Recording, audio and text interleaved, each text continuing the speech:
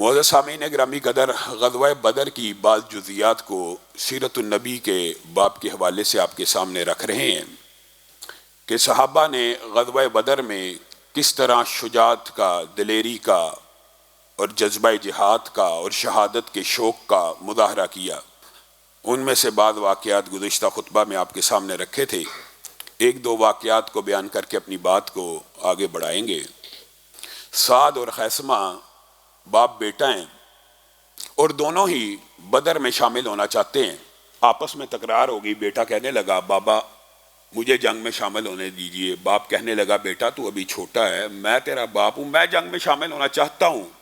بیٹے نے کہا اللہ کی قسم اگر جنت کا معاملہ نہ ہوتا یا جہاد کا معاملہ نہ ہوتا یا شہادت کی آرزو نہ ہوتی تو میں آپ کو اپنے اوپر ترجیح دیتا۔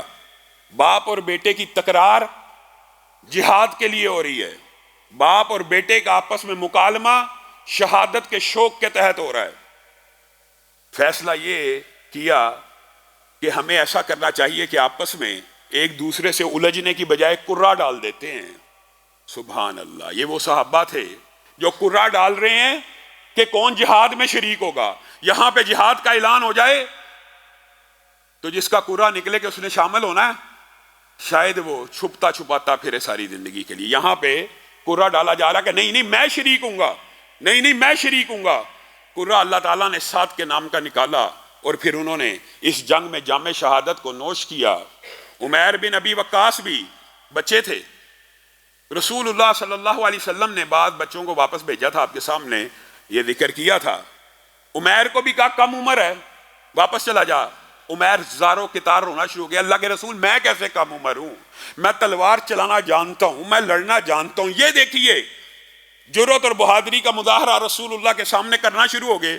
رسول اللہ صلی اللہ علیہ وسلم ان کے جذبے کو دیکھ کے خوش ہو گئے اور مسکرانا شروع ہو گئے اور ان کی تلوار کا دستہ پھر اپنے ہاتھ سے باندھ کے دیا، لے عمیر اگر اتنا ہی شوق ہے تو میں محمد صلی اللہ علیہ وسلم اس کے اوپر تلے کو چڑھاتا ہوں اور اب اس تلوار کا حق ادا کری۔ اور اس بچے نے تلوار کا ایسا حق ادا کیا، اسی مارکے میں جام شہادت کو بھی نوش کیا۔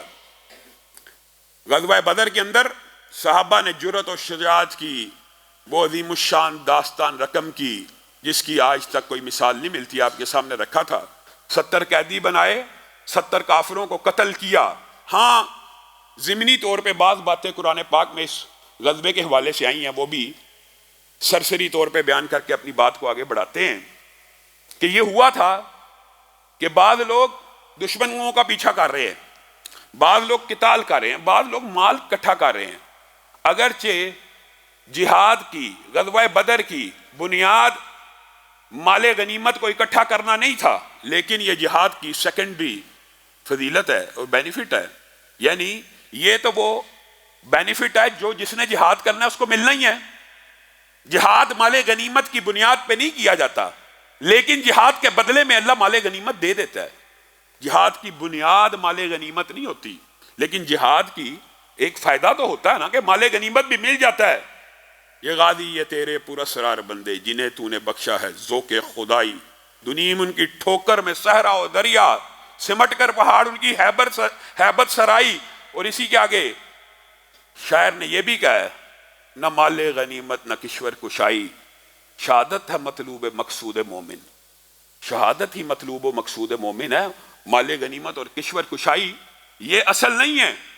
اصل جہاد ہے، زمین کے اوپر اللہ کے نظام کا نفاذ ہے، زمین میں کلمت اللہ کا کو بلند کرنا، یہ اصل ہے۔ لیکن مال غنیمت کا ملنا یہ بھی ایک حقیقت ہے، اس سے ہمیں کوئی انکار نہیں ہے۔ لیکن بعد ایسے اللہ معاف کرے دریدہ دہن لوگ ہوتے ہیں۔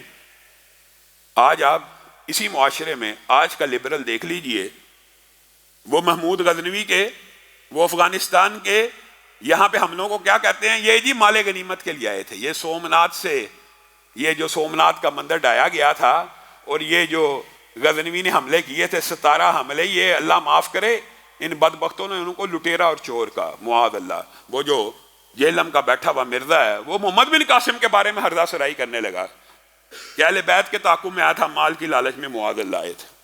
جہاد مال کی لالچ میں نہیں ہوتا۔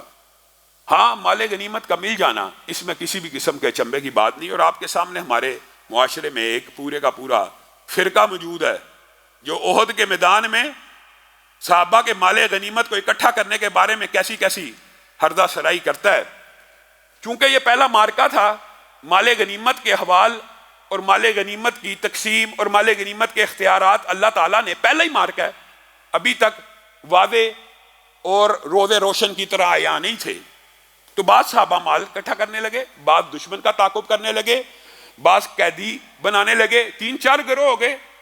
پھر جنہوں نے مال غنیمت اکٹھا کیا انہوں نے رسول اللہ کو کہا مال تو ہم نے اکٹھا کیا، مال تو ہم نے اکٹھا کیا، ہمارا اس کے اوپر حق ہونا چاہیے. تو رسول اللہ صلی اللہ علیہ وسلم نے ان کو وحی الہی سے جواب دیا. اللہ رب العزت نے بھی آسمان سے مال غنیمت کا آپ کو پتہ طویل باب نازل فرمایا. یسألونک عن الانفال قل الانفال للہ والرسول، پہلی آیت یہ اتری کہ مال غنیمت کے بارے میں آپس میں جھگڑا مت کرو، مال غنیمت سارے کا سارا اللہ اور اس کے رسول کا. یہاں سے پہلی بات یہ سمجھ آئی کہ لشکر کے اندر ایک دستہ جو مال غنیمت اکٹھا کر رہا ہے، مال غنیمت پہ حق صرف اس کا نہیں ہے، کیونکہ جنہوں نے دشمن کا تعاقب کیا، جنہوں نے دشمن سے جہاد کیا، جنہوں نے دشمن سے قتال کیا، جنہوں نے قیدی بنائے، وہ بھی سارے برابر کے حصے دار ہیں. رسول اللہ صلی اللہ علیہ وسلم نے یہ بات ان کو کہہ دی. اور بدر کے صحابہ یہ کہا کرتے تھے اگرچہ یہ آیات ہمارے بارے میں ہی اتری ہیں اور ہمارا آپس میں اختلاف ہو گیا تھا، اس لیے اللہ تعالیٰ نے، یہ کوئی اچنبے کی بات نہیں ہے ان آیات کو صحابہ کے خلاف پیش کرنا، یہ بھی کم ظرفوں کا کام ہے. یہ تو صحابہ کی ایک انسانی فطرت ہے، ایک آپس میں اختلاف پیدا ہو گیا، اللہ تعالیٰ نے اس اختلاف کو رفع کر دیا. وَاعْلَمُوا أَنَّمَا غَنِمْتُم مِّن شَيْءٍ سے اللہ تعالیٰ نے مزید واضح کر دیا فَأَنَّ لِلَّهِ خُمُسَهُ. اللہ تعالیٰ نے مال غنیمت کے اندر خمس کے جو مسائل ہیں وہ بھی اسی غزوے کے بعد بیان کیے. مختصر بات یہ ہے جو ہمارے سمجھنے سے متعلق ہے، وہ یہ ہے کہ یہ جو رافضی فکر کے لوگ ہیں یا صحابہ کے خلاف بک بک کرنے والے ہیں، آج کے بعد آپ کے پاس یہ دلیل موجود ہے. مال غنیمت کس کا ہوتا ہے؟ جو اکٹھا کر رہا ہوتا ہے اس کا ہوتا ہے، یا امیر لشکر کا، یا لشکر کا امیر جس کو چاہے جس طرح بانٹ دے انصاف کے اصولوں کے تحت. گویا یہ الزام لگانا کہ مال کی لوٹ مار، معاذ اللہ، ایسے الفاظ آپ نے سنے ہیں گزشتہ سالوں میں، خود ہمارے پریزیڈنٹ کے منہ، پرائم منسٹر کے منہ سے بھی ایسے الفاظ نکل گئے تھے جہالت کی بنیاد کے اوپر، لوٹ مار کے. لوٹ مار نہیں ہے، مال کو اکٹھا کیا جا رہا ہے. لوٹ مار تو تب ہو کہ جس نے پکڑنا اسی کا ہے. مال تو پورے لشکر کے لیے اکٹھا کیا جا رہا ہے، پوری مسلمان قوم کے لیے اکٹھا کیا جا رہا ہے، پوری امت کے لیے اکٹھا کیا جا رہا ہے. جو اکٹھا کر رہا ہے اس کو عیب کیسے دیا جائے گا؟ حتیٰ کہ آپ نے وہ حدیث بھی سنی ہوئی ہے نا کہ مال غنیمت میں سے ایک چادر، مشہور حدیث سنی ہوئی ہے نا، ایک چادر. اس کا مطلب ہے جو اکٹھا کر رہا ہے اس کا تو ہے نہیں. تو اعتراض کیسا؟ تو صحابہ پہ پھر اعتراض کیسا؟ جو اکٹھا کر رہا ہے اس کا بھی نہیں ہے. ہاں امیر لشکر کے پاس آئے گا، وہ اس کو تقسیم کر دے گا. گویا مرزا جیلمی کے اور آفتاب اقبال کے اور پرائم منسٹر کے یہ سارے الفاظ ردی ہیں. جنہوں نے اکٹھا کرنا ان کا نہیں ہے. انہوں نے آ کے امیر لشکر کو، انہوں نے آ کے حضرت محمد رسول اللہ صلی اللہ علیہ وسلم کے پاس جمع کروانا ہے، اور رسول اللہ صلی اللہ علیہ وسلم نے پھر دیانت اور عدل سے تقسیم کر دینا ہے. اور تقسیم بھی کی تو کتنی عمدہ. یہ باب ایک طویل ہے لیکن جزیات میں قرآن پاک میں آیا، اس لیے سرسری آپ کے سامنے رکھ رہا ہوں.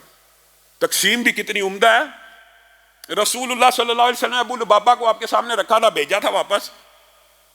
اور بعض صحابہ غزوہ بدر میں کسی وجہ سے شامل نہ ہو سکے تھے. ان میں کون شامل تھے؟ حضرت عثمان بھی. حضرت عثمان کو رسول اللہ نے کیا کہا تھا؟ میری بیٹی بیمار ہے، آپ نے اس کا خیال رکھنا ہے. لیکن جب مال غنیمت تقسیم ہوا حضرت عثمان کو بھی حصہ دیا گیا. کیوں؟ اس وجہ کہ ان کے پاس عذر موجود تھا، وہ شامل ہونا چاہتے تھے. حتیٰ کہ مال غنیمت کی تقسیم کا اصول یہ طے پایا کہ جو شامل ہونا چاہتا ہے، جو شامل ہو بھی جائے، مجبوری سے واپس چلا جائے یا کوئی کام سے رک جائے، وہ بھی مال غنیمت میں حصے دار ہے.